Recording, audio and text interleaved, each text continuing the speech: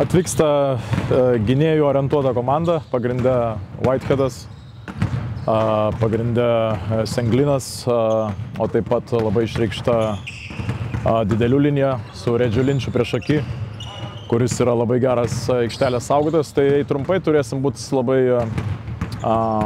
protingi žaisdami, atakuodami jų didelį ir taip pat labai agresyvus, gindamiesi nuo jų pagrindinio variklio, tai yra nuo jų gynėjų. Pirmą mačą irgi pralaimėjo, pačiam lygo, ką iš to mačo galėtume pasimti savo? Ta, kad iš to mačo galima pasimti, kad realiai Falko kontroliavo rungtynės, bet jie tokia komanda, kurie gali grįžti į rungtynės per 1 minutę, nes turi to talento gynėjų tarpe ir jeigu kažkiek pradedi gynyboje gamblinti ir ilsėtis, tai tikrai baus ir to talento yra tie išreikšti keli gynėjai, jie tikrai gali bausti, todėl turėsim labai būti agresyvus visų rungtynių metu ir tikrai gynyboje nesukčiaut. Buvo šnekėta, kad būtent outsideris yra būtent Švensko komanda. Jūsų manimų, palyginus ir čempionato rungtynės, kurie pralaimi labai didelį skirtumą, vienas pralaimėjo, tai šiuo atveju jie nėra outsideriai. Šiuo metu mes esam paskutiniai komandos, kaip pasakyti, turnyrės lentelės vietoje ir negalim žiūrėti į nei vieną komandą, kas čia outsideriai, ne outsideriai, nesvarbu, kas atvažiuoja prieš mus žaisti, prieš ją reikės žaisti pilnu 100% ir tas pats yra pasakytina ir apie mūsų fanus, nesvarbu prieš ką mes žaidžiam, kaip skamba ta komanda.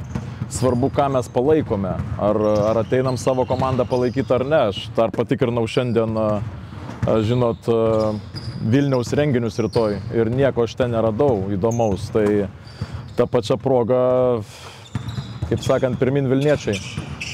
Nes mums šitos rungtynės yra 3 kart svarbiau negu mūsų paskutinės rungtynės, kur buvo Sausakimša arena. Tai dar kart pakartosiu, šitos rungtynės yra 3 kart svarbiau ir nesvarbu prieš ką žaidžiam, tai yra BCL-as ir komanda, kuri gali bausti, jeigu mes gynyboje neatiduosim viso savęs.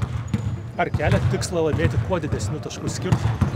Keliam tikslą laimėti 1 tašku, laimėti rungtynės, gerinti turnyrinę lentelę ir laimėti šitas rungtynės bus daug reikalų ir žinom, kad čia ne tas turnyras, kur galima švaistyti taškus, tai aišku ir kažkoks ir spaudimas yra, dėl to dar kartą reikės žiauriai didelės energijos ir iš arenos. LKL dabar 3 pergalės, solidžios iš eilės, ar patenkinti esat komandos formą dabartinę?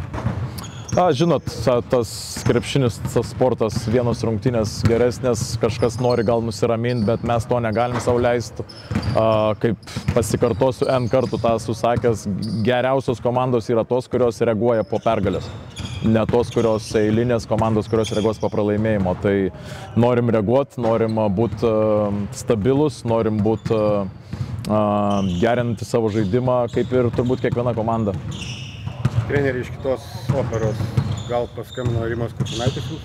Ne, nepaskambino, bet skambinausi aš pats su Balčiūnu ir jam pasakiau, kad gražinai po kažkiek metų skolą Kurtinaičiui, tai bus laiko ir man gražinti. Ar atsakė kažką?